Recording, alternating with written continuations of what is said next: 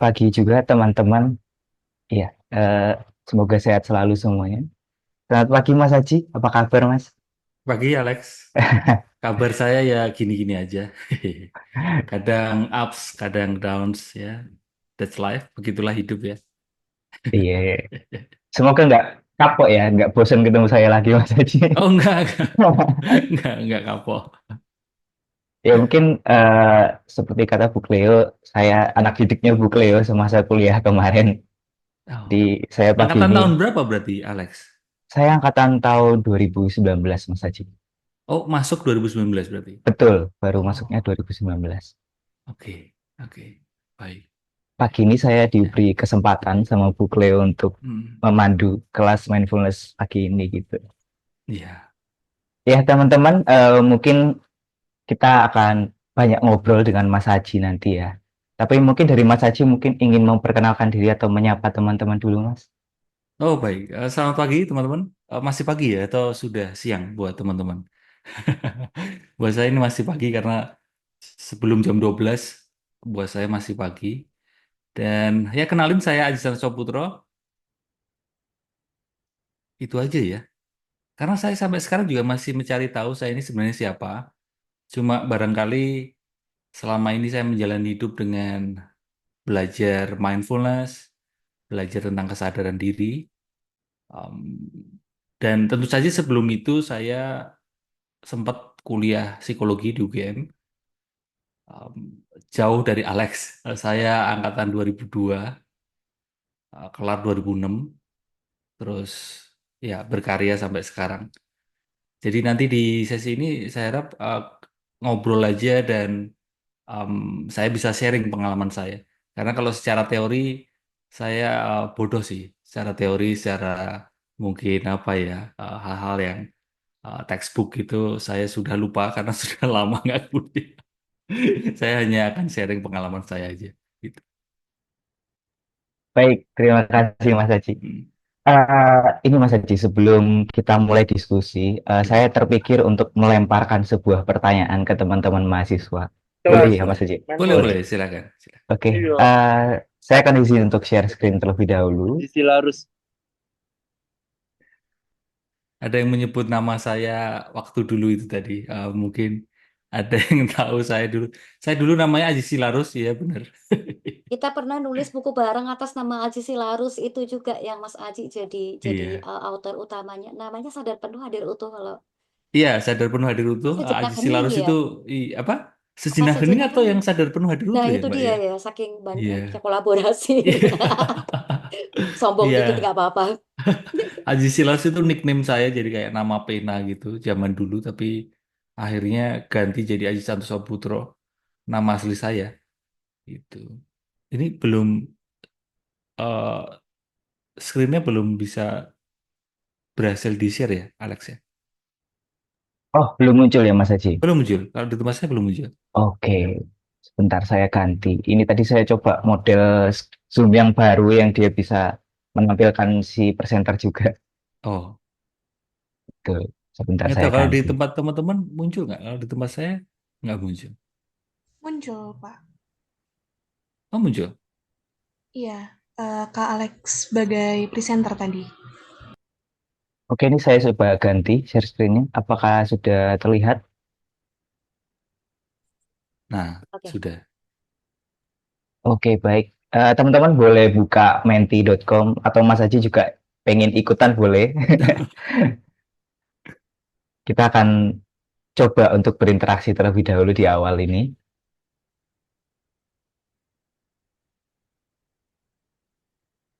Kalau sudah boleh ketik satu di chat ya teman-teman kalau sudah join dengan Mentimeter ini. Ikut dan nggak ikutnya akan mempengaruhi nilai ujian ya. Kebetulan enggak Mas Haji. Oh, betul nggak? Nanti saya diomeli Bu Cleo kalau saya Iya. sampai atur-atur nilainya teman-teman. Jadi karena ini sesi psikologi mindfulness, ikut sertanya berdasarkan kesadaran diri, bukan Betul, karena betul. ditakut-takutin. Bukan Bukan karena karena paksaan. ditakut-takutin. Iya, bukan karena paksaan tapi karena kesadaran. Nanti di puncak acaranya mungkin bisa menilai diri sendiri secara sadar gitu ya, sebagai nilai akhirnya untuk mata kuliahnya gitu. Nah, itu sudah pada komen Sudah satu cukup satu. banyak. Iya. Mas Haji mau ikut atau Oh, nanti handphone aja? saya nggak bawa handphone. Oh iya, nggak Ya, apa-apa. jadi saya nggak bisa ini. Handphone saya di kamar. Iya, nggak apa-apa Mas Haji. Kan mesti pakai Oke, handphone ya, iya kan? iya betul. Ini Oh iya, iya, iya. menti.com pakai handphone gitu. Ya, Nah, mungkin sudah banyak yang bergabung. Nanti di dalam sini teman-teman akan menjawab satu pertanyaan, nggak banyak supaya nggak lama juga dalam pengantar ini. Saya akan langsung saja ke pertanyaan pertama. Nanti di layar teman-teman akan muncul tempat untuk menjawab gitu ya. Ini saya next dulu. Oke, pertanyaannya hanya satu, teman-teman. Apa goalsmu gitu?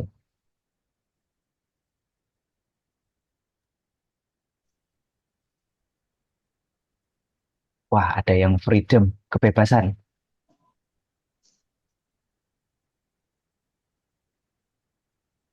Menjadi lebih baik dari kemarin.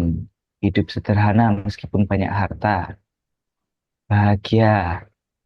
Kalau Mas Haji, ada punya goals nggak Mas Haji kira-kira sampai saat ini? ini pertanyaan susah ini kalau bicara tentang mindfulness. Nanti akan kita bahas ya, goals ini. Betul, betul, betul.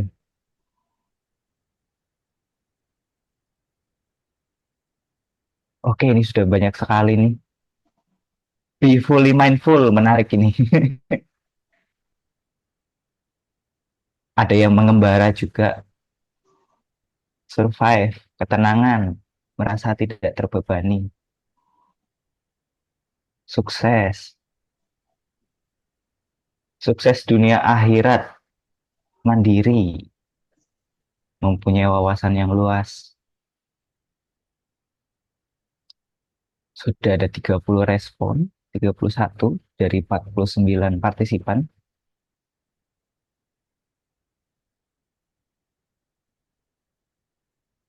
Bisa selalu mindful, bermanfaat untuk banyak orang.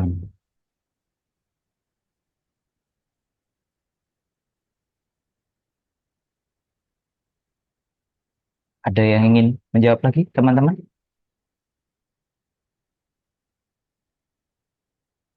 Tidak ada ya? Oke. Tadi Mas Haji belum ini ya, belum akan menyampaikan goals ya. Em, kalau secara filosofis sebenarnya kalau dibahas ya, secara mindfulness gitu ya, goalsnya, kalaupun ada goals ya goalsnya adalah tidak punya goals.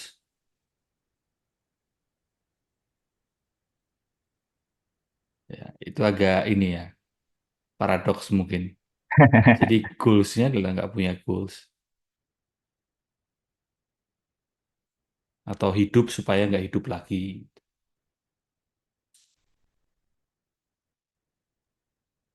Itu menarik Mas Haji. Goals untuk tidak punya goals gitu. Nah, ini ternyata teman-teman banyak yang menjawab dengan kesuksesan, mandiri, hidup tenang, bisa selalu mindful, punya wawasan yang luas. Goals-goals ini cukup menarik ya jika kita kaitkan dengan topik kita pagi ini, Mas Haji, tentang performa Ya, gitu. ya. Nah, di satu sisi itu ada sebuah ungkapan yang mungkin terdengar menarik gitu ya bagi kita, tidak asing juga. Setiap orang tuh punya kecepatannya masing-masing. Pernah dengar Mas Haji? Pernah. Iya, itu Nah, sering saya lewat ya di iya, Instagram. quote-quote gitu ya, Quotes-quotes. quote-quote bijak ya. Nah, saya yakin bahwa kecepatan ini termasuk bagaimana usaha kita dalam mencapai goals ini. Hmm. Nah, kira-kira Mas Haji, Hmm. dalam sudut pandang mindfulness, melihat kecepatan ini sebagai apa ya Mas Haji? Apalagi kita lagi hidup di masa yang sering dikejar-kejar, kejar-kejaran gitu. Hmm. Oke. Ada beberapa hal ya, atau beberapa lapisan lah ya, yang bisa kita bahas gitu. Kita akan inquiry ya. Saya ajak teman-teman pelan-pelan menelusuri, menyelami lebih dalam, tapi lapisan per lapisan. Kalau bicara tentang kecepatan, dilihat dari kacamata kesadaran gitu ya, dilihat dari kacamata mindfulness, kecepatan inilah yang tadi dikaitkan dengan kejar-kejaran. Pertama gini teman-teman, Hmm, kita itu sering melihat bahwa hidup itu, setiap orang ini, kita semua ini berada di track yang sama, berada di kompetisi yang sama gitu. Kayak kamu bayangin, kamu berada di track lari. Pernah nggak kamu lihat track lari? Misal di stadion itu kan di pinggiran, eh, di apa, di luar lapangan sepak bola itu, ada track lari kan. Nah, pertama-tama kita pikir, kita beranggapan bahwa kita semua ini, kamu dengan teman-temanmu, kamu dengan uh, rekanmu yang satu angkatan, atau mungkin dengan followersmu, atau mungkin dengan akun-akun sosial media yang lain, itu kamu rasa kamu berada di track lari yang sama. Karena kamu beranggapan bahwa kamu berada di track lari yang sama dengan orang lain, kamu terus merasa, ya aku harus lebih cepat dibanding yang lain supaya menang gitu. Karena berada di track lari yang sama. Nah, kalau kita masih beranggapan seperti itu, ya kita akan terus-terusan kejar-kejaran. Ya, kita sama-sama saling berusaha mendahului yang lain. Yang lebih cepat, maka yang menang. Karena, sekali lagi saya tekankan, kita beranggapan berada di track lari yang sama, di kompetisi yang sama. Tapi berbeda dengan mindfulness ya, dengan kesadaran. Kalau kita berlatih kesadaran, orang-orang yang mindful, orang-orang yang sadar, dia sadar bahwa setiap kita ini berada di track lari yang berbeda. Bahkan berada di kompetisi yang berbeda. Nggak semuanya track lari. Ada yang, oh dia berada di kompetisi bulu tangkis gitu. Oh dia berada di, si A berada di kompetisi bulu tangkis, si B berada di kompetisi juduk, si C berada di kompetisi catur gitu. Sehingga beda-beda bidang kita. Nah, kalau orang mindful, orang sadar seperti itu, ya sudah tidak relevan lagi untuk kejar-kejaran, sudah tidak relevan lagi untuk adu kecepatan. Lah bisa bayangin, misal si A memang berada di trek lari, lah si B berada di bidang catur. Lah masa si catur disuruh lari, ya kan berantakan gitu, nggak bisa ya. Jadi lapisan pertama bicara tentang kecepatan dan kejar-kejaran ini, selama kita masih tidak sadar, selama kita masih nggak mindful, kita masih beranggapan bahwa kita berada di track lari yang sama, kita beradu kompetisi, ya kita akan terus capek ya, terus cepet-cepetan. Oh, pokoknya aku harus lebih cepat lulusnya. Itu meskipun lama-lamaan lulus juga nggak oke juga gitu ya. Tapi eh, ketergesa-gesaan ya. Saya lebih lebih me- memberi perhatian atau concernnya itu lebih ke kondisi batin yang selalu berada di ketergesa-gesaan itu in a hurry gitu, itu nggak sehat. Atau misal, oh aku pokoknya harus lebih cepat nikah daripada teman-temanku. Nah, itu tadi, kalau kita masih beranggapan di pola pikir track lari yang sama, kita akan terus seperti itu. Maka ketika kita berlatih kesadaran, orang yang sadar, orang yang mindful, dia akan sadar bahwa enggak, kita ini enggak berada di trek lari yang sama, bahkan kita berada di bidang, di cabang olahraga yang berbeda gitu. Jadi kalau ada temanmu yang lari cepet, lalu dia udah duluan, lah kamu kan caburnya beda. Kamu caburnya misal bulat, atau caburnya apa, bulu tangkis atau catur tadi. Ya kamu dengan menyadari itu, kamu tidak terus-terusan berada di kondisi batin yang tergesa-gesa terus. Lalu lapisan yang kedua adalah, kalau tadi kan lapisan pertama menyadari bahwa kita beda cabang olahraga. Lapisan kedua adalah ketika kamu sudah sadar, oh caburku beda, cabang olahragaku beda, kamu akan lebih mendalam sadar juga bahwa untuk hidup, menjalani hidup ini, untuk dalam tanda petik memenangkan cabang olahragamu itu bukan melulu soal kecepatan, ya, tapi kita perlu melibatkan hal yang lain atau aspek yang lain. Pasal yang lain adalah ketepatan. Ya, kalau saya ini kan memang dari kecil, ya, mohon maaf ini ya, pola asuh, pendidikan, parenting, lingkungan, ya, dari TK, SD, SMP, SMA, bahkan kuliah, dunia kerja, itu kan tanpa sadar mengkondisikan batin kita, ya. Ini teman-teman kan barangkali belum masuk ke dunia kerja ya. Nanti ketika kamu masuk dunia kerja, ini saya kasih gambaran ya, berdasarkan pengalaman saya, di dunia kerja pun batin kita terkondisi untuk bahwa hidup ini adalah kompetisi. Sadari itu, aku itu, bahwa batin kita itu terkondisi sejak kecil bahwa hidup ini adalah kompetisi gitu. Bahkan banyak orang yang beranggapan gini, lah kalau hidup ini nggak kompetisi, terus hidup ini gimana gitu. Jadi seolah fix mindset, pola pikir yang terlalu kaku hanya melihat bahwa hidup ini hanya satu hal, yaitu persoalan kompetisi. Bisa bayangin teman-teman, kalau kita ini punya pola pikir seperti itu, hidup ini adalah kompetisi. Itulah yang menyebabkan banyak kekerasan, konflik, kekejaman, kesadisan di mana-mana. Baik itu konflik antar individu, antar kelompok, antar RT, RW, ya, antar kota, bahkan sampai konflik negara itu kan juga persoalan kompetisi. Nah, dengan kita berlatih sadar, dengan dari sudut pandang mindfulness, kita jadi punya sudut pandang yang lebih luas bahwa hidup ini bukan hanya, bahkan bukan ya, nggak pakai hanya, jadi bahkan hidup ini bukan kompetisi, ya. Itu lapisan kedua. Dan lapisan terakhir, yang ketiga, bicara tentang kecepatan dan kejar-kejaran. Saya izin share screen ya. Apakah Boleh Mas memungkinkan Haji? untuk share screen?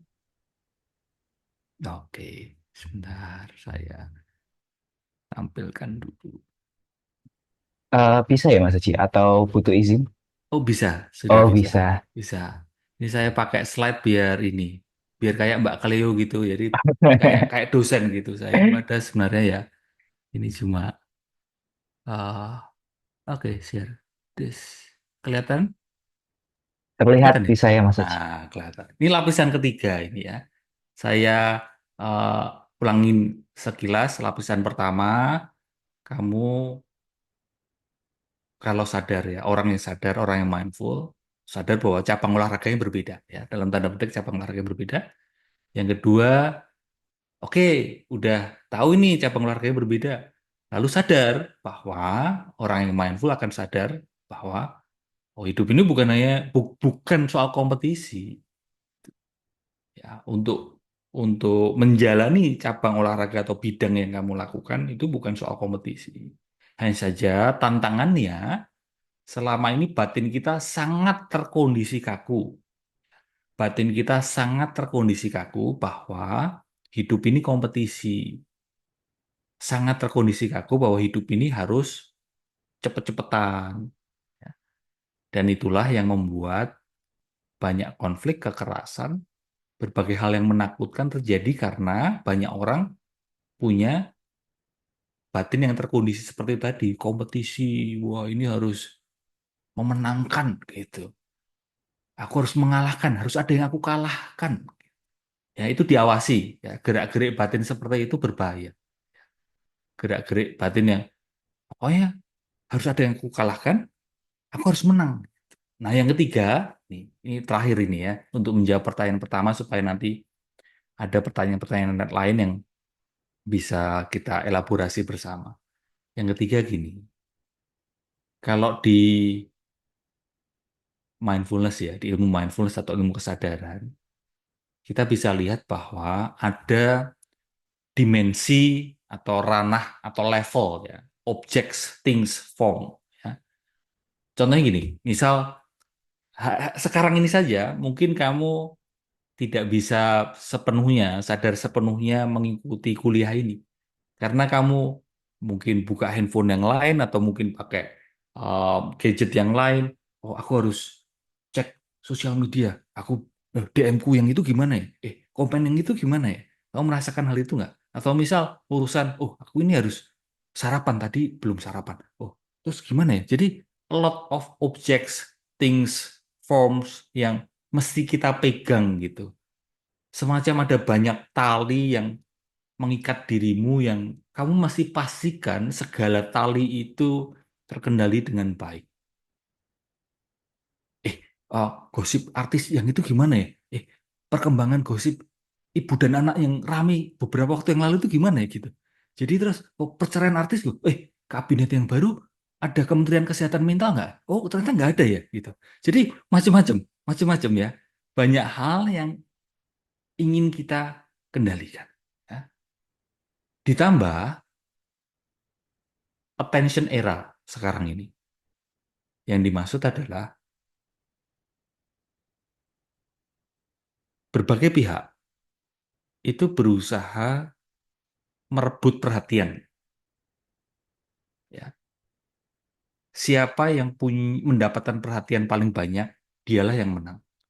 Sehingga kondisi kita masing-masing ya, ini kayak ditarik ke sana kemari. Kamu merasakan itu nggak? Ya. Ditarik ke berbagai arah. Lebih terasanya ketika kamu buka sosial media. Contoh kamu buka Instagram, kamu lihat feed atau buka TikTok gitu. Kamu melihat video. Video itu seolah berteriak, perhatiin aku dong, perhatiin aku gitu. Ya. Scroll lagi entah Instagram, Twitter ataupun Facebook, apapun itu sosial media, setiap kali ada post yang kamu lihat, mereka itu berteriak, perhatiin aku dong, perhatiin aku, perhatiin aku. Mulai dari politisi, pejabat, artis, selebgram, apalagi coach, trainer, siapapun itu pemilik akun sosial media sebenarnya tanpa sadar berteriak langsung maupun secara tidak langsung ya, secara langsung maupun secara tidak langsung, mereka itu berteriak, perhatiin aku dong, perhatiin aku. Nah, sehingga kondisi batin kita, ketika banyak hal yang mesti kita urusin, ditambah perhatian kita jadi scattered ya, jadi wah maut lah gitu, berantakan sekali perhatian kita ini ya. Berdampak ke attention span kita kan pendek banget. Kayak ketarik gitu, ketarik ke sana kemari. Nah, kondisi seperti itu, ini nanti ada kaitannya dengan kejar-kejaran dan betapa kita tergesa-gesa. Kondisi seperti itu memunculkan, tentu akan berakibat pada kondisi batin yang serba ketakutan. Salah satu ciri manusia modern adalah ketakutan. Ketakutannya besar sekali. Nah, ketakutan ini munculnya, terekspresikannya, itu bisa berbagai macam hal. Bisa insecure, kamu merasa insecure, bisa marah, ya, karena bahan bakar marah adalah takut, bisa juga overthinking, bisa juga kamu cemas, wah macam-macam lah. Ekspresi dari takut itu macam-macam. Ya, tapi di kedalaman sebenarnya kondisi batin kita dengan kondisi yang tadi ya, objecting forms berebut perhatian itu takut. Nah, karena kita takut, maka kita serba cepet-cepet, serba kejar-kejaran. Ayo pokoknya cepet sukses ya. Kalau ada pelatihan yang menjanjikan cepat sukses, itu pesertanya banyak. Kalau ada pelatihan yang menjanjikan cepat kaya, itu pesertanya banyak. Bahkan kalau ada pelatihan yang menjanjikan pulih trauma dengan cepat, itu juga banyak pesertanya. Ya. Menurunkan berat badan dengan cepat, diet cepat. Wah, itu banyak. Saya teringat, ini mohon maaf, ini referensi saya itu lagu lama ya, Mr. Big. Zaman saya itu ada, Mbak Cleo tahu tentu, grup band namanya Mr. Big ya. Itu ada satu judul lagunya dia, itu Addicted to That Rush. Ya. Jadi kecanduan kecepatan, serba candu gitu. Kok cepet, pokoknya segala sesuatu yang cepet itu seneng gitu. Padahal kita kan perlu mempertimbangkan tadi ketepatan dan kesehatan. Diet cepet tapi ada efek sampingnya. Ya. Kulit putih jadi kulit jadi cepet putih, cepet glowing, tapi ya ada efek sampingnya. Ya. Sukses cepet. Nah, kalau di dunia kerja juga gini, kan saya ini berbagi pengalaman ya. Saya sering diundang ke perusahaan-perusahaan gitu untuk training, workshop, in-house training gitu. Rata-rata mereka itu uh, selalu ngomong ke karyawannya atau ke ya dari manajemen ngomong ke karyawannya, "Ah, kita harus sukses gitu. Kita harus sukses. Pokoknya harus sesegera mungkin kita sukses ya, cepat. Pokoknya suksesnya harus sesegera mungkin kita bisa raih dengan cepat." Lalu di satu momen saya nanya ke mereka, sebenarnya why gitu? Kenapa kok kamu kepengen cepat sukses? Dan mereka nggak bisa jawab. Sehingga kecepatan itu menghilangkan hakikat. Kecanduan akan kecepatan menghilangkan hakikat. Dengan berlatih kesadaran, kita akan terbantu untuk belajar tentang hakikat. Termasuk tadi, mungkin kamu juga termasuk orang yang, "Oh, aku harus cepat sukses, aku harus cepat kaya, aku harus cepat ini." Ketika ditanya, sukses buat apa? Nggak tahu. Ya hanya ikut-ikutan aja. Orang-orang kok kayaknya semuanya kepengen sukses gitu, ya ikut-ikutan aja gitu. Ya, jadi serba ikut-ikutan. Yang kedua, di perusahaan juga ada gini. Ini kan mindfulness dan performa ya. Dan performance biasanya ada kaitannya dengan dunia kerja. Ayo pokoknya gabung ya ke perusahaan ini. Atau kalau enggak, ada satu divisi dalam perusahaan atau ada satu tim gitu ya. Ayo teman-teman, gabunglah dengan tim ini, gabunglah dengan divisi ini. Supaya apa? Supaya nanti bisnis kita grow, ya, membesar. Ya. Banyak orang bergabung bersama kita. Nah, lagi-lagi saya juga bertanya, penasaran gitu. Emang kenapa? Ada apa? Alasannya apa? Grow, ngajak orang buat grow, lebih bertumbuh lagi, itu kenapa? Ngajak orang untuk bergabung dengan perusahaan, itu kenapa? Sampai titik mereka itu bilang gini, ya barangkali supaya ada temen yang menderita aja, Mas. Gitu. Jadi misery ini company gitu. Mungkin kita ini kepingin mengajak orang lain gabung ke hidup kita gitu. Mungkin dalam relasi juga. Bukan hanya dunia kerja ya. Kamu jadi pacarku dong, kamu jadi suamiku, kamu jadi istriku dong gitu. Sebenarnya di kedalaman ya supaya kamu menemani aku menderita aja gitu.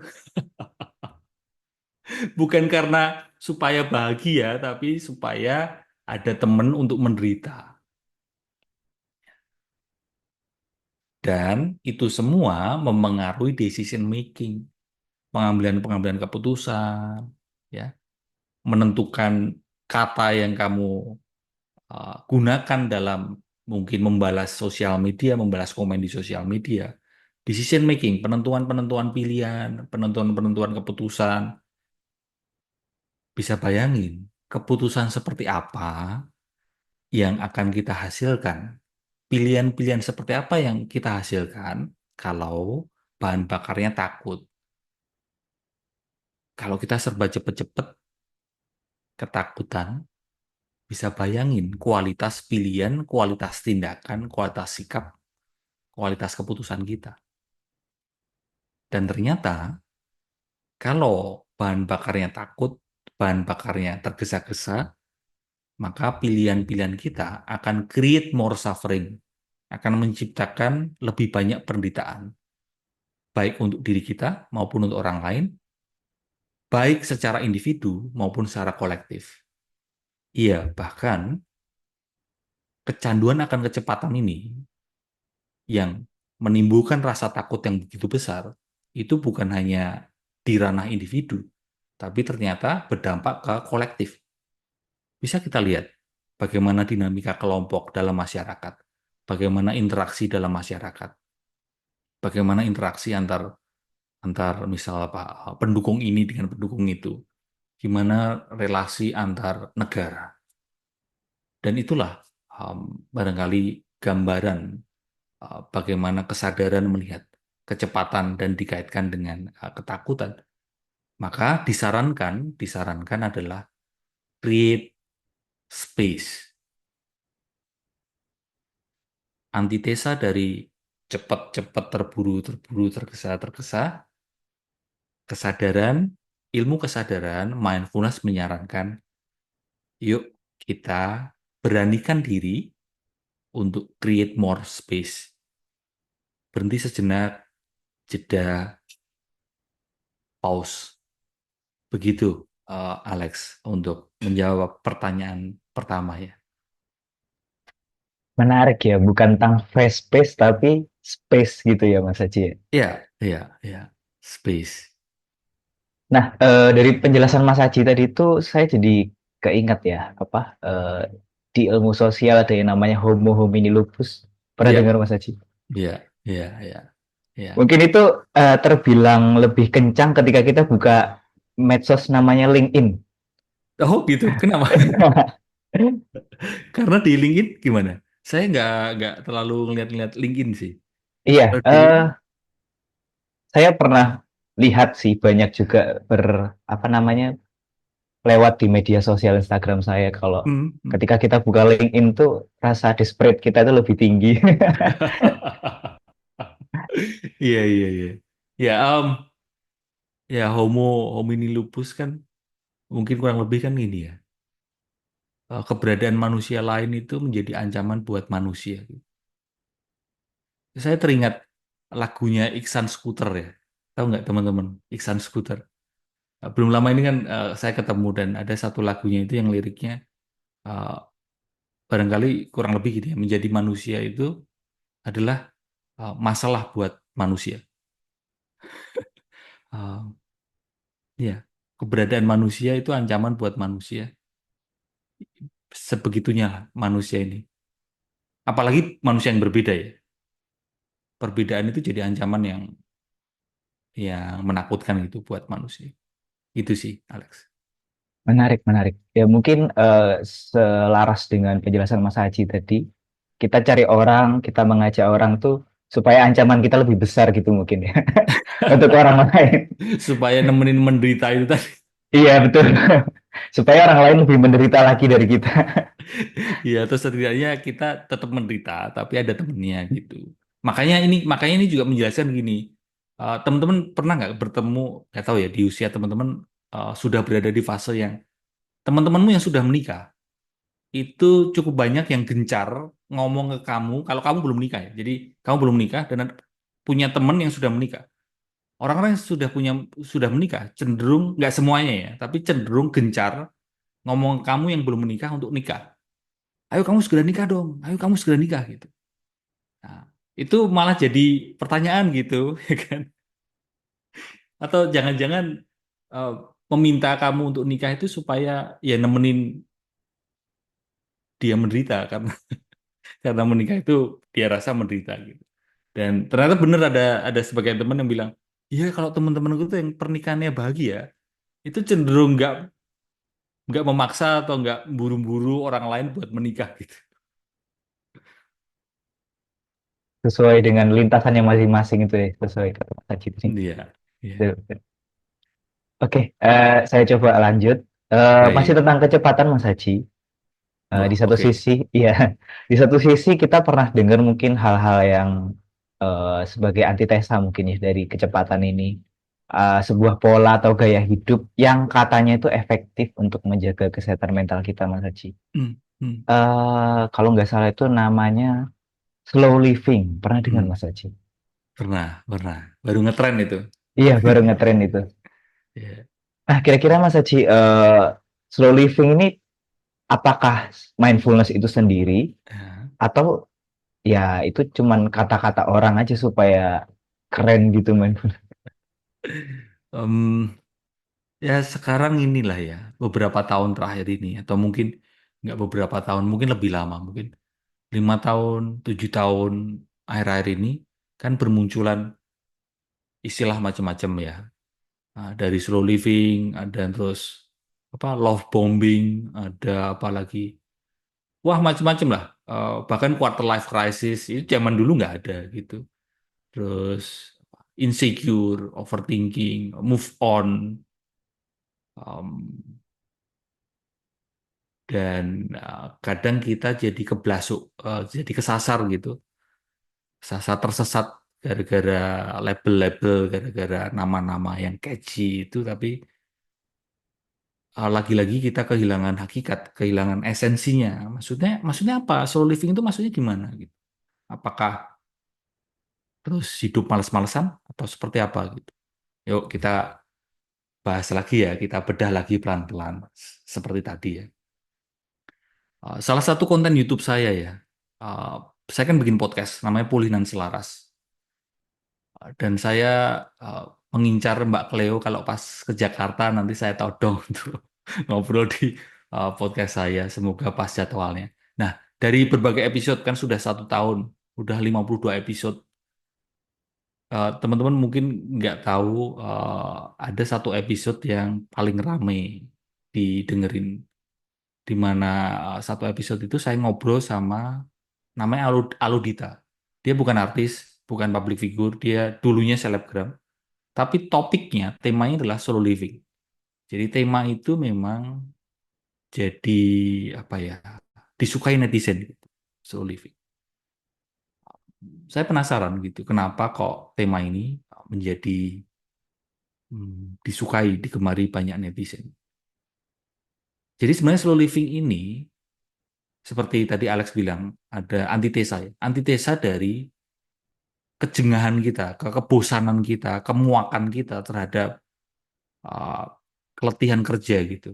Karena sebelum ada isu mengenai kesehatan mental, kan dulu kan kita digembur kayak pokoknya kerja, kerja keras itu pokoknya oke banget.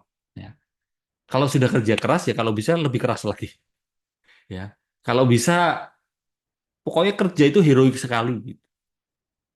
Kita mengglorifikasi kerja. Bahkan ketika kita ditelepon orang gitu, ada kecenderungan kita ingin menunjukkan bahwa kita itu baru kerja, baru sibuk gitu. Kamu bahkan dalam percakapan sehari-hari kan kita bertanyanya kan, kamu sibuk apa? Lagi sibuk nggak gitu ya? Lagi sibuk nggak? Ya. Kata sibuk itu kan identik dengan kerja dan itu kayak kita glorifikasi gitu. Seolah-olah manusia ini tidak diberi kesempatan untuk nggak sibuk, gitu. Harus sibuk. Karena sibuk itu sebuah situasi yang sangat membanggakan. Tapi justru ketika kita terjebak dalam kondisi seperti itu, mengglorifikasi sibuk, muncullah permasalahan, muncullah isu kesehatan mental dari stres, burnout, dan sebagainya.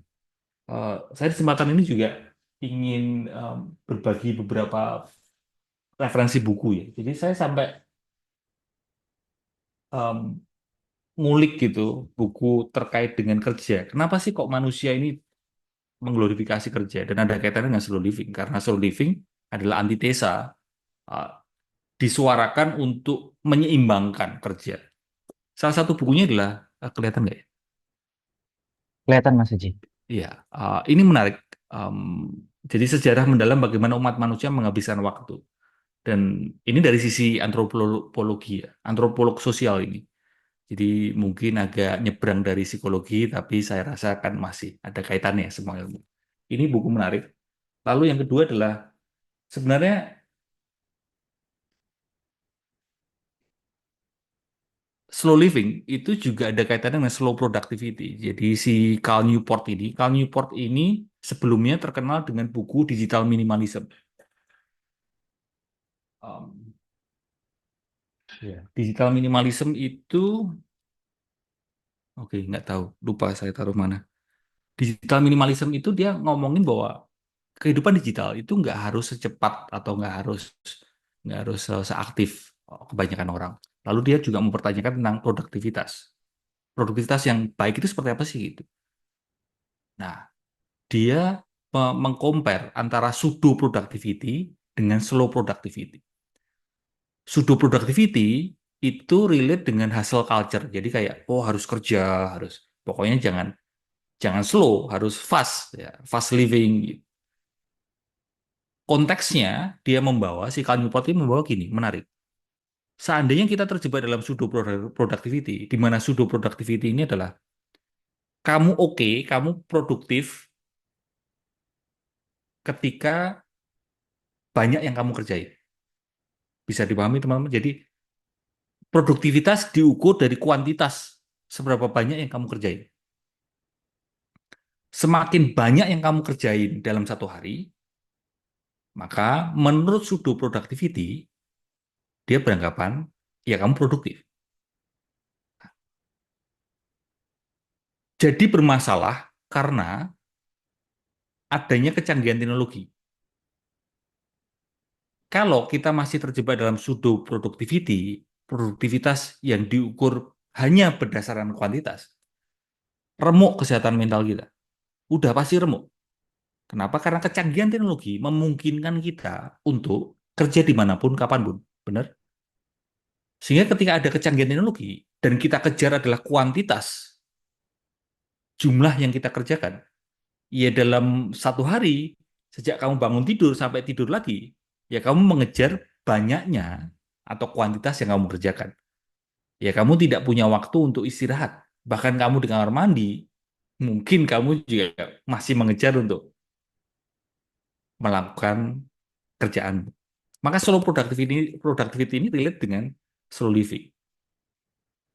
Nah, untuk itu saya mau share slide lagi untuk mungkin meringkas apa yang saya sampaikan. Saya muncul pemahaman begini, teman-teman, terkait slow living. Slow living ini lebih relate dengan kerja sehat. Kesadaran akan kerja itu berbeda-beda. Ada orang, bahkan sampai sekarang sih, ada orang yang beranggapan bahwa kerja itu ya kerja keras. Satu-satunya cara kita untuk melakukan pekerjaan adalah dengan keras, kerja keras. Lalu ada muncul kesadaran baru, yaitu kerja cerdas. Ya. Lalu ada secara spiritual kan ada kerja ikhlas, gitu ya. Lalu kalau slow living, terus ada kesehatan mental mulai diobrolin, muncullah sebenarnya kesadaran atau pola pikir kerja sehat. Kerja sehat ini punya prinsip, sukses itu bukan hanya tentang untung, bukan hanya tentang nomor satu, tapi justru sukses itu juga terciptanya individu yang sehat dan lingkungan yang sehat. Ya kan menjadi aneh gitu ketika satu bisnis, satu pekerjaan, satu perusahaan untung, memimpin pasar, laporan keuangannya profit, tapi orang-orang di dalamnya pada depresi, pada mengalami gangguan kecemasan, nggak sehat, ya, lingkungannya toksik. Nah, itu kan jadi malah aneh gitu. Dan selanjutnya ngomongin tentang slow living itu tadi, saya juga me-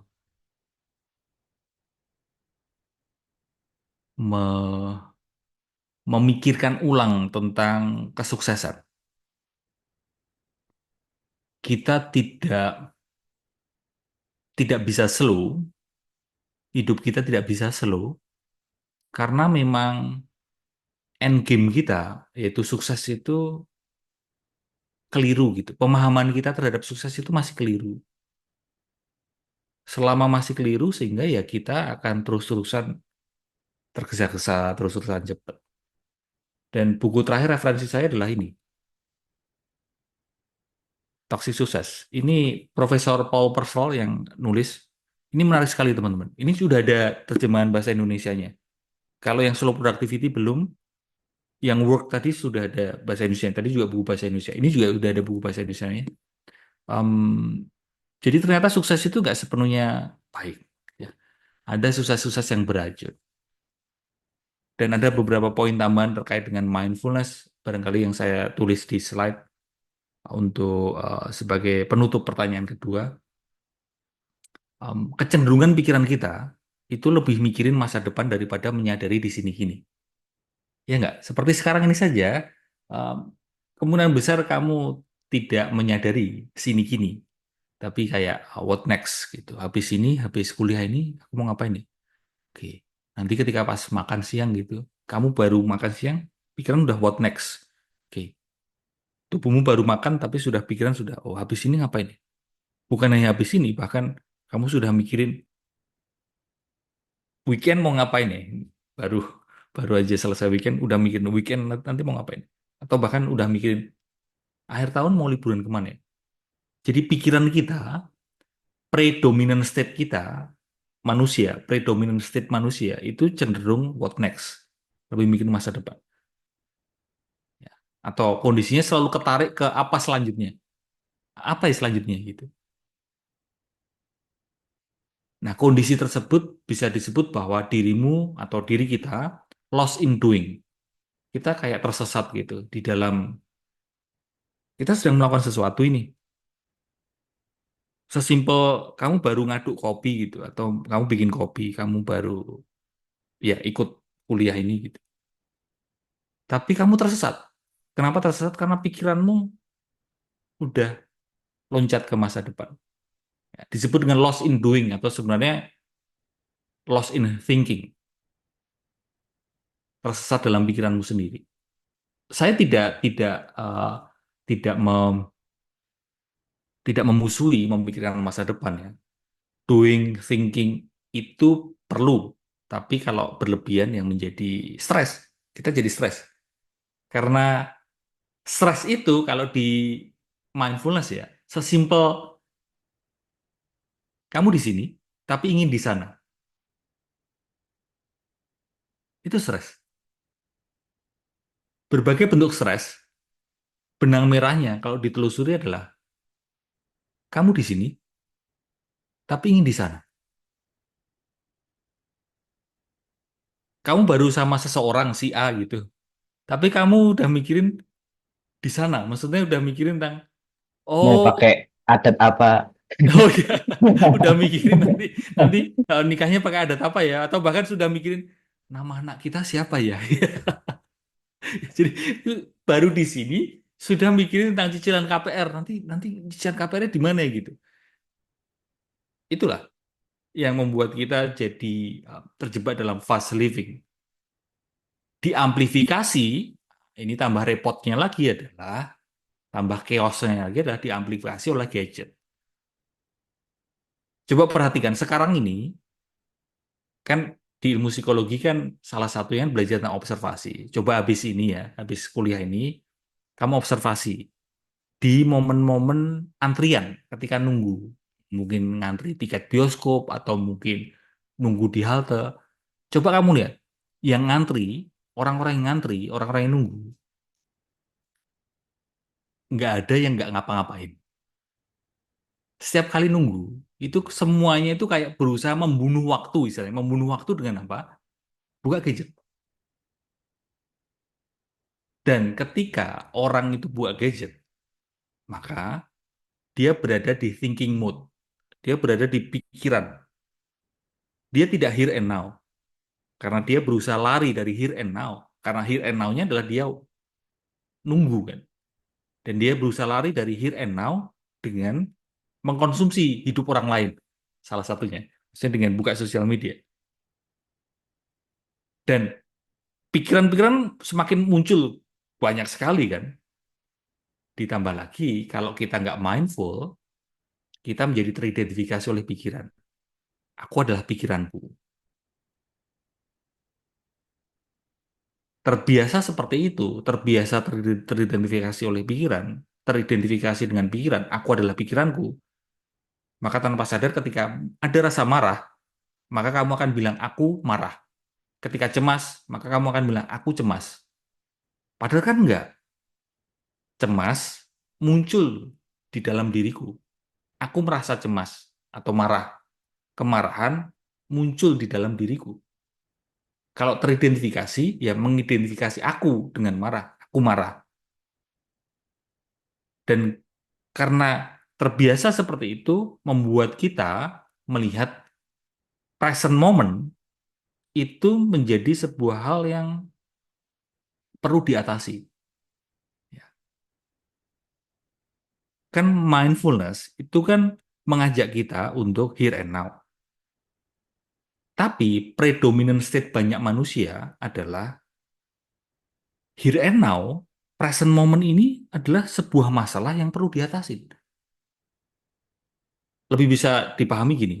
Oke, present moment ini baru melakukan sesuatu, baru bikin kopi atau bikin teh, oke, tuangin air, ngaduk.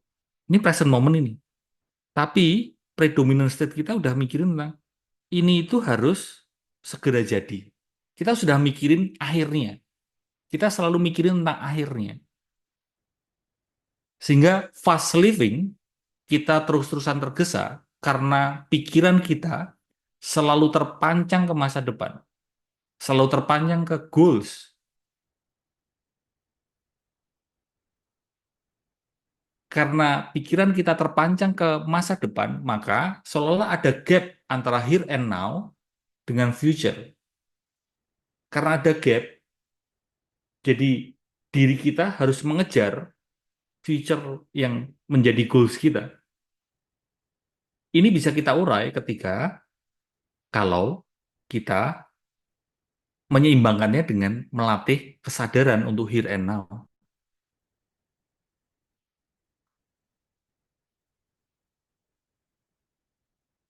Kita berlatih untuk trust, menumbuhkan trust momen per momen. Sehingga untuk menutup pertanyaan kedua ini teman-teman, seringkali barangkali kamu overthinking di malam hari, pikiran melayang ke masa depan, kita sibuk mikirin masa depan sehingga memunculkan kecemasan. Perlu diseimbangkan dengan sadar di sini gini bahwa momen per momen, detik demi detik,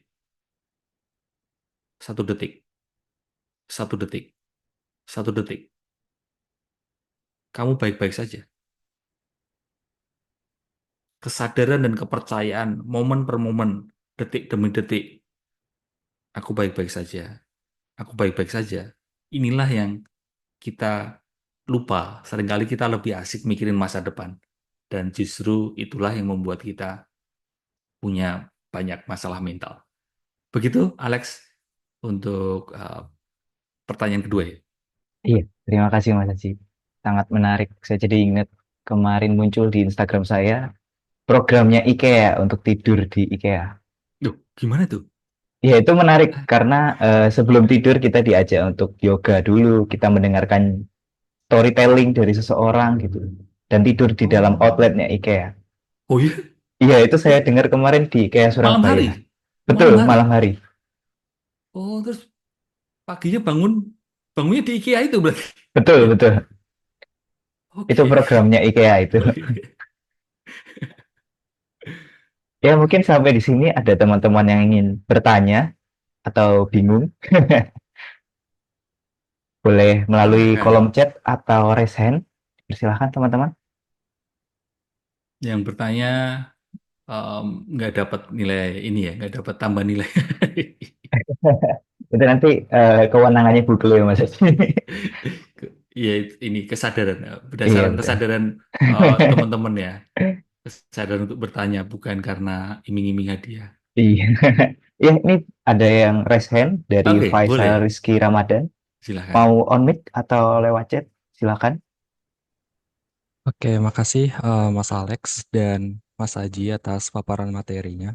Ya, Saya izin bertanya, tadi kan Mas Aji menyampaikan bahwa sadar itu kompetisi itu tidak ada ya Mas ya? ya. Nah, itu bisa dielaborasi lagi nggak ya? Soalnya kalau misalnya kita lihat ya, Hmm. kondisi sosial kalau misalnya mau masuk kerjaan, itu kan pasti akan ada kompetisi atau Ya. seleksi yang mana yang memiliki pengalaman paling bagus dari organisasinya dan mungkin dari skor akademiknya juga. Itu kan secara tidak langsung akan adanya kompetisi gitu. Ya. Jadi kalau misalnya kita ingin menerapkan slow living dan di sisi lain teman-teman yang lain ini pada apa ya, pada ngebut nih, pada punya banyak pengalaman gitu. Nah, itu apa ya?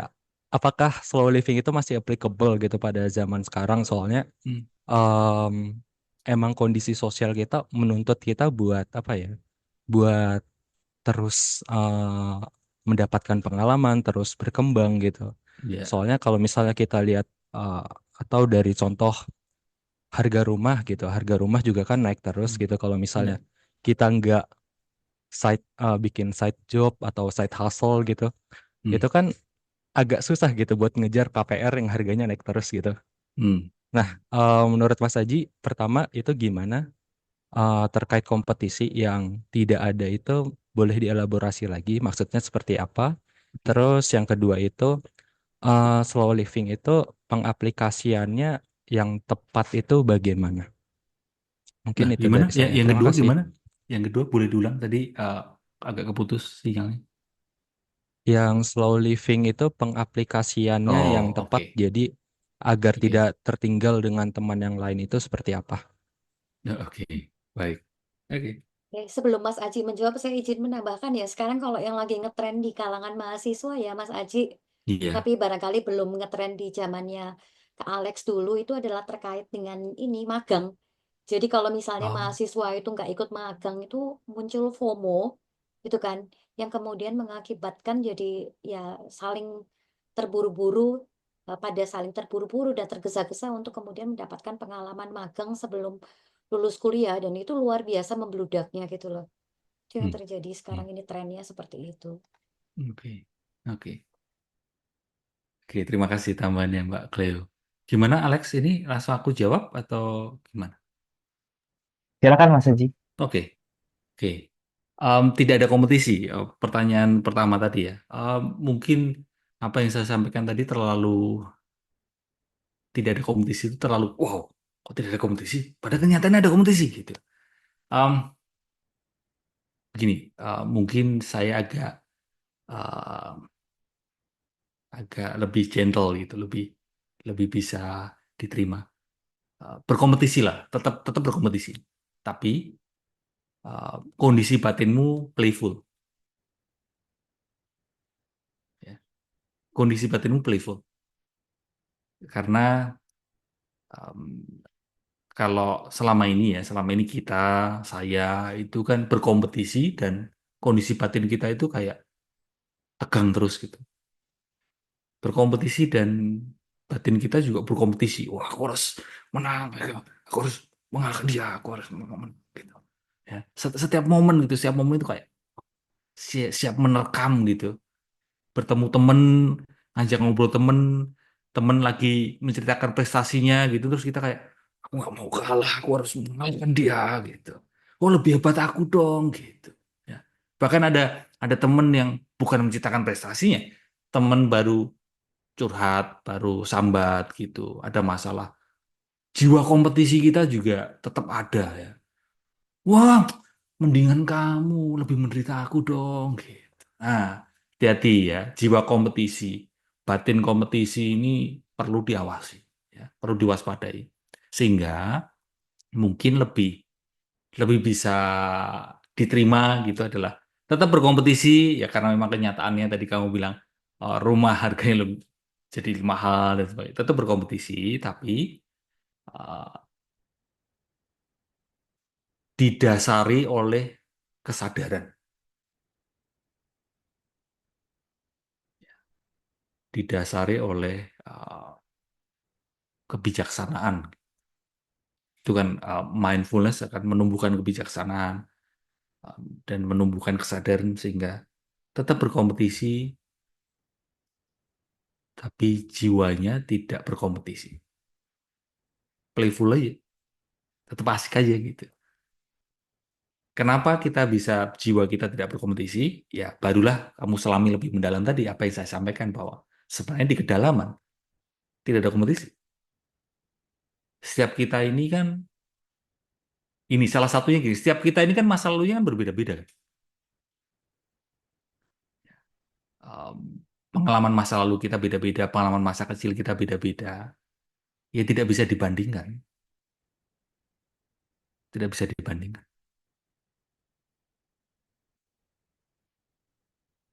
Jadi mungkin pertanyaan pertama tadi saya respon begitu. Tetap berkompetisi, tapi disarankan batin jiwanya playful, tidak berkompetisi. Untuk bisa seperti itu, sadari bahwa di kedalaman sebenarnya tidak ada kompetisi diri kita. Lalu tadi kan bilang lebih ke, nah, tapi kan secara sosial kondisi masyarakat seperti ini.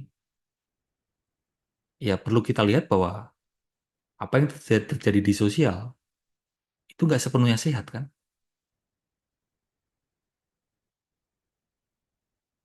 Kita perlu mulai meragukan atau merenungkan ulang standar sosial apa-apa yang terjadi di sosial di masyarakat itu kan, emang itu harus mesti kita terima begitu saja. Justru kita perlu pertanyakan ulang. Itu pun juga nggak sehat gitu. Standar sosial atau mungkin eh, apa yang terjadi di masyarakat gitu. Nah itu berawal dari diri kita masing-masing. Karena diri kita masing-masing punya jiwa kompetisi yang luar biasa sekali, begitu sadis kita, kondisi batin kita, jiwa kita berkompetisi sangat sadis, sehingga menciptakan relasi antar manusia yang juga berkompetisi. Relasi antar manusia yang begitu sadis berkompetisi menciptakan masyarakat, menciptakan kondisi masyarakat yang begitu sadis berkompetisi. Sehingga kita perlu dissolve, kita perlu perlu diserap gitu, perlu perlu urai ini dengan uh, latihan mindfulness. Ya, jadi gitu ya. Tetap berkompetisi. Saya bukannya terus habis ini terus teman-teman jadi oke, tidak perlu berkompetisi katanya Mas Haji. Jadi nggak perlu nilai-nilai ujian, nggak perlu magang, nggak tetap berkompetisi ya. Tapi awasi kondisi batin di dalam. Karena kalau enggak, kita ini manusia kejam banget sih. Bisa bisa nggak karu-karuan kita ya. Untuk mengalahkan orang lain itu bisa nggak karu-karuan ya. Lalu yang kedua, penerapan aplikasi slow living seperti apa? Penerapannya sesederhana Kenapa nggak sambil penerapannya sederhana hmm, dalam satu hari luangin waktu untuk nggak ngapa-ngapain. Tapi nanti diartikan sebagai rebahan ya. Luangkan waktu untuk duduk Jeda diam, mungkin ya. gimana jeda ya. Jeda. Luangin waktu untuk tidak sibuk, luangin waktu untuk letakin handphonemu, luangin waktu untuk um, karena nanti ketika jeda pun diartikan oh aku buka handphone gitu. Luangin waktu untuk kamu dengan dirimu sendiri. Kamu menemui dirimu sendiri. Luangin waktu untuk nggak ngapa-ngapain. Kamu bersama dengan pikiranmu sendiri. Boleh pejamkan mata, boleh tidak. Kamu bertemu dengan pikiranmu, kamu menyadari perasaanmu. Dalam satu hari luangin waktu 5 menit, 10 menit secara berkala, pagi hari, siang hari. Jadi ada pause-pause moment. Itulah yang saya rasa slow living. Hmm, Tantangannya adalah kan seringkali kita ya itu tadi ngantri nunggu ketika nggak ngapa-ngapain kan kayak otomatis kita langsung pegang handphone kan. Iya nggak? Teman-teman seperti itu nggak? Setiap kali ada momen nggak ngapa-ngapain sedikit aja langsung kita pegang handphone, cek handphone, cek handphone. Kita sangat nggak nyaman dengan diri kita sendiri. Kita jadi sangat tidak nyaman dengan rasa bosan. Kembali ke pertanyaannya, gimana cara praktis untuk menerapkan slow living? Luangin waktu untuk bosan. Luangin waktu untuk nggak ngapa-ngapain, kamu menemui rasa bosanmu, karena disitulah poin penting untuk ngomong kreativitas misal. Kreativitas atau kalau kita tarik ke bicara tentang um, menenangkan diri, justru kondisi tenang, kondisi kreatif ada di balik ketika kamu bersedia menemui rasa bosanmu. ketika nggak ngapa-ngapain. Itu sih mungkin ya cara praktisnya. Udah praktis belum ya? Gitu Alex. Mungkin ada follow up question dari Faisal. Mungkin seperti ini ya Mas Haji, tren untuk kursi besi di Indomaret itu ya. Iya ya, nggak sepenuhnya benar sih. Karena gini ya, bedakan dengan melamun ya. Karena kan kalau yang di expose kan duduk di kursi besi itu ya kan, lalu melamun kan. Nggak melamun sih. Karena kalau melamun kan masih di thinking mode, masih di mode pikiran. Sedangkan awareness mode, uh, mindfulness itu bukan melamun. Kita sadar, kita mengamati pikiran kita. Kalau melamun kan kita nggak sadar, kita hanya terseret oleh pikiran kita. Contoh, misal tiba-tiba muncul um, kenangan indah bersama mantan di masa lalu. Kalau melamun kan kamu terus jadi senyum-senyum sendiri, kamu bahkan mungkin nangis, kenapa kok aku belum bisa move on, oh teringat kenangan indah masa lalu, gitu kan. Itu melamun. Tapi ketika mindful, kenangan indah itu muncul, ingatan itu muncul, wajahnya muncul dalam bentuk memori, ya kamu hanya mengamati saja, hanya amati saja, hanya sadari saja. Oke, pikiran hanya pikiran, memori hanya memori. Jadi pengamat yang baik. Pengamat sebaik mungkin mengamati pikiran dan perasaan. Begitu yang perlu kita lakukan untuk menerapkan slow living. Baik, ada respon dari Faisal? Oke, makasih Mas Aji atas penjelasannya. Saya izin bertanya lagi Mas yang Oh, terkait boleh. Boleh. tadi Mas Aji kan bilang ya, Hmm. kita itu harus tetap berkompetisi, terus Ya, jiwanya itu apa ya, damai gitu playful. ya, Playful, playful. playful. Ya. Nah, itu maksudnya gimana ya Mas? Saya masih kurang paham kayak kita Hmm. berkompetisi tapi jiwanya damai itu seperti apa? Ya, oke. Kamu suka basket nggak? Kurang sih. Oh, kurang. Oke. Hmm. Mobile Legends mungkin Mas Haji. Di Tapi Mobile Legends kasual, boleh bukan Mobile. yang ranked. Kayak olahraga ya. Mungkin olahraga apa? Kamu suka olahraga nggak? Nggak suka olahraga ya? Aku suka nge-gym Mas. Oh, nge-gym. Oke, nge-gym. Nanti akan aku arahkan ke soal nge-gym, tapi mungkin basket NBA. Nggak tahu, sekarang sih masih pakai tagline itu nggak? NBA itu I love this game. Zaman saya dulu NBA itu I love this game. Jadi mencintai ya pertandingan itu. Playful, apa namanya? Siapa pemain basket sekarang siapa? Stephen Curry atau sepak bola aja, sepak bola. Lionel Messi. Lionel Messi itu ketika berada di lapangan, ini saya pernah baca atau pernah saya lihat di Reels atau di podcast gitu. Pep Guardiola itu pelatihnya dulu di Barcelona, dia mengatakan bahwa Messi itu ketika berada di pertandingan, itu dia benar-benar be present. Dia benar-benar playful. Dia beneran berada di situ. Kesadarannya penuh, hadir utuh di pertandingan itu. Sehingga playful aja, playful. Dia tidak, bahkan dia tidak berusaha untuk memenangkan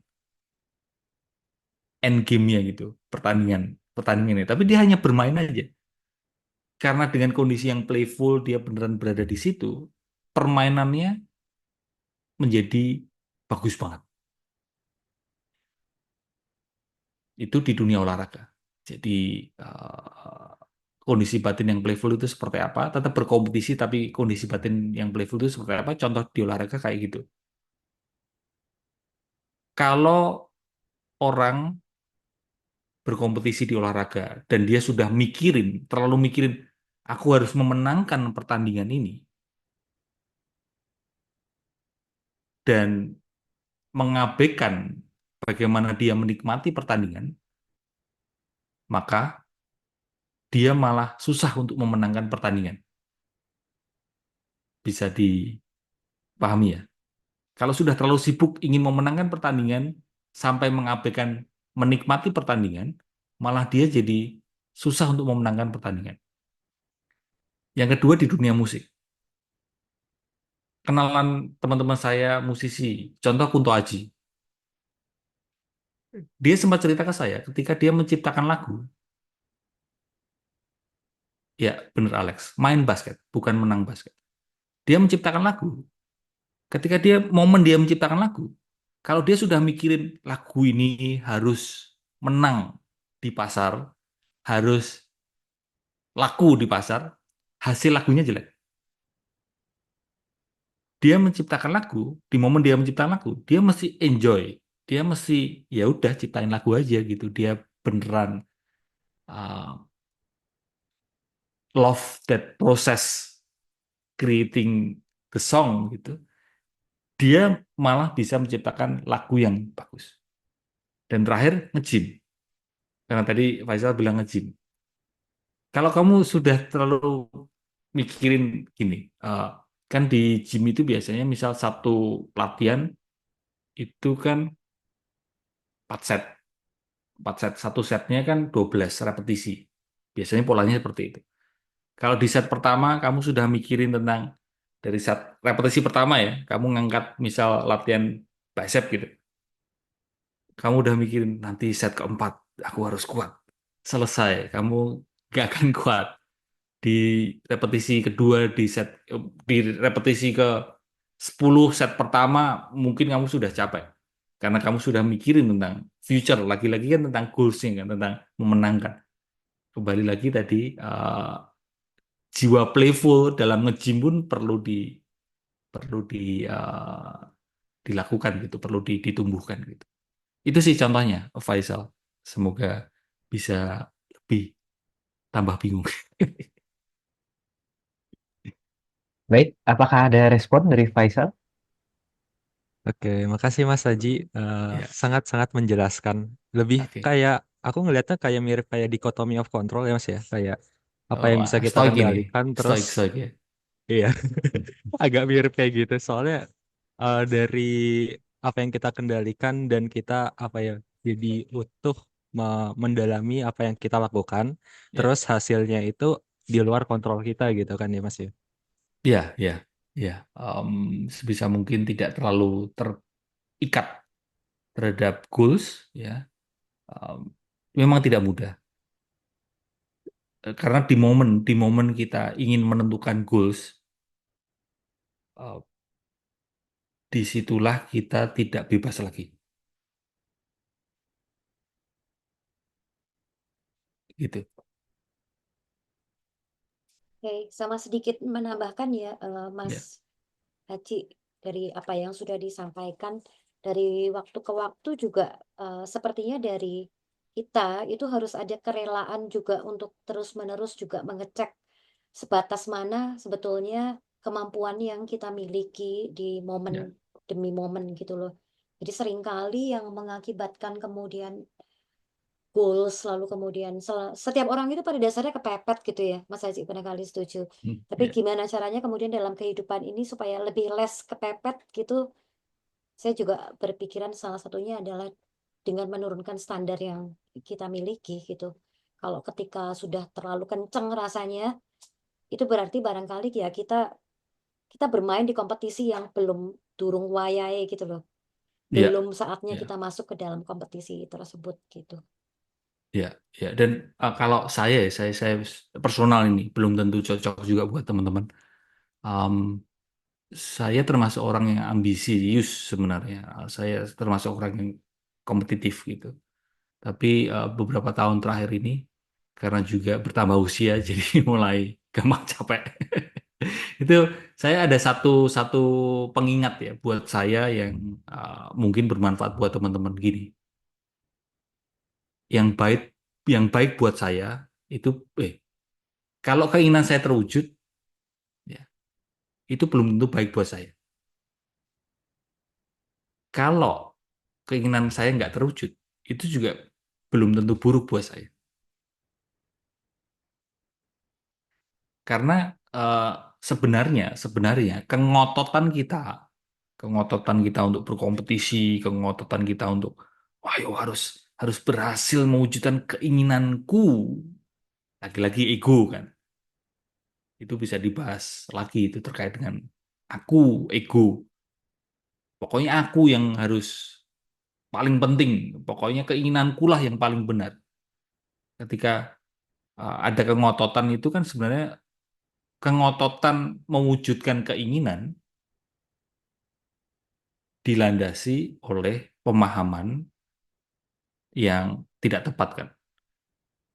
Kengototan mewujudkan keinginan karena kita beranggapan bahwa keinginanku ini pasti baik.